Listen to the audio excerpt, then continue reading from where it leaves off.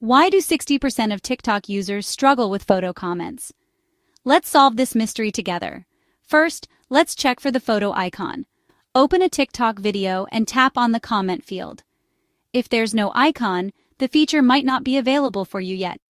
But wait, here's a workaround. Reply to an existing comment with a photo. Tap on any comment, then hit the video camera icon in the reply field.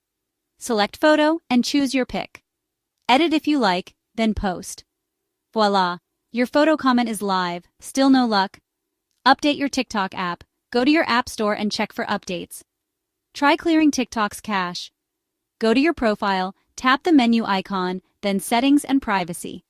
Scroll and tap Free Up Space, then Clear Cache. If all else fails, reinstall TikTok or check your comment settings. Still stuck? Report the problem to TikTok support. Patience is key. Sometimes you just have to wait for TikTok to roll out features.